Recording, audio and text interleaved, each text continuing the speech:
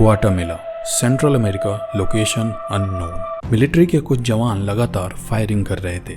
एक के बाद एक मैगजीन खाली होती जा रही थी। किसी को नहीं पता था कि वो किसको मार रहे हैं, लेकिन वो इतना जानते थे कि जंगल में कुछ तो है और ये चीज जो भी है, अगर ये बच गया तो ये इन लोगों को जिंदा नहीं छोड़ेगा। उन जवानों में से एक, जो अभी बच्चे जैसा ही था, अपनी गन को रीलोड करने के लिए फायरिंग रोकता है कि तभी एक काली परछाई उसके पास से गुजरती है। जब तक वो कुछ समझ पाता, वो ये देखता है कि उसके बगल वाला सोल्जर अचानक जमीन पे गिर गया है और उसके गले से खून निकल रहा है। अभी वो कुछ और समझ ही पाता कि अचानक कोई उसके कंधे पर हाथ रखता है। डर के मारे शूट करने के लिए वो पीछे मुड़ता ही है, लेकिन ये कोई और नहीं, उसका कमांडर था। कमांडर ने बचे हुए सैनिकों को वापस लौटने का आदेश देता है और वो सब दौड़ते हुए जंगल से बाहर निकलने की कोशिश करने लगते हैं। ये लोग दौड़ ही रहे थे कि अचानक से फिर से वो काली परछाई इनके पास से गुजरती है और अपने साथ एक सैनिक को घसीटते हुए ले जाती है। सबको उसकी चीखें सुनाई दे रही थी, लेकिन कोई रुका नहीं। सबको पता था कि उसकी जान अब बचाई नहीं जा सकती।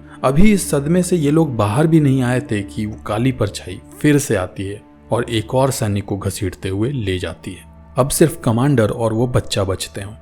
दौड़ते हुए ये दोनों जंगल के बाहर निकल जाते हैं और एक ऐसी जगह पहुंचते हैं जहां उनको एक फार्म दिखता है और वो फार्म अबैंडन्ड है। दोनों फार्म में एक दीवार के पीछे छुप जाते हैं। कमांडर ये आदेश देता है कि बाहर नजर रखो और देखो कि वो परछाई अभी भी आ रही है क्या। वो बच्चा बाहर झांक ही रहा था कि अचानक कमांडर की चीखें सुनाई देने लगती है।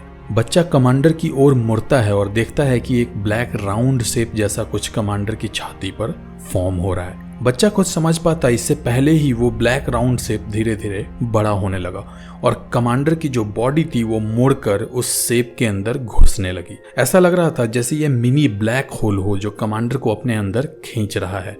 कमांडर की चीखें भी अब कम होने लगी। ऐसा लग रहा था कि उसकी चीखें भी उस ब्लैक होल के अंदर समा रही थी और धीरे धीरे उनकी बॉडी भी उस ब्लैक होल में पूरी तरीके से समा गई। इसके साथ ही ब्लैक होल भी गायब हो गया। बच्चे को कुछ समझ नहीं आता तो वो फार्म के अंदर एक रूम में भागता है और दरवाजे को बंद करके टेबल से दरवाजे को जाम कर देता है और सामने पड़े हुए बेड के नीचे छुप जाता है। डर के मारे वो कांप रहा था और अचानक फिर से वो ब्लैक होल दरवाजे के पास बनने लगा, लेकिन इस बार उस ब्लैक होल में से कुछ बाहर निकल रहा था। एक मकड़ी के जैसी टांग बाहर निकलती है, एक के बाद एक। अब बच्चे के सामने 4 टांगों वाला एक जीव है जिसका सिर अभी उसे दिख नहीं रहा है। बच्चा कुछ सोच पाता कि उससे पहले ही उस क्रीचर ने उस बेड को उठाकर फेंक दिया। अब वो बच्चा सामने बैठा था। क्रीचर अपना दानव जैसा मुंह खोलता है और मुंह के बीचों बीच एक लाइट बल्ब जैसा कुछ चमक रहा था।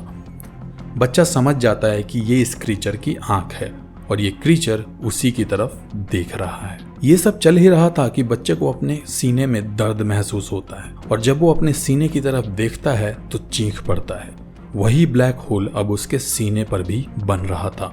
उसे ऐसा लग रहा था जैसे वो ब्लैक होल उसको अपने अंदर खींचने की कोशिश कर रहा है। उसकी चीखें भी अब धीरे धीरे कम होने लगी थी कि अचानक गोलियां चलने की आवाज आई। उसने देखा कि उस क्रीचर पर कोई इंसान गोलियां बरसा रहा है। क्रीचर फार्म हाउस की दीवार तोड़कर भाग जाता है और बच्चे के सीने पर बन रहा ब्लैक होल भी गायब हो जाता है।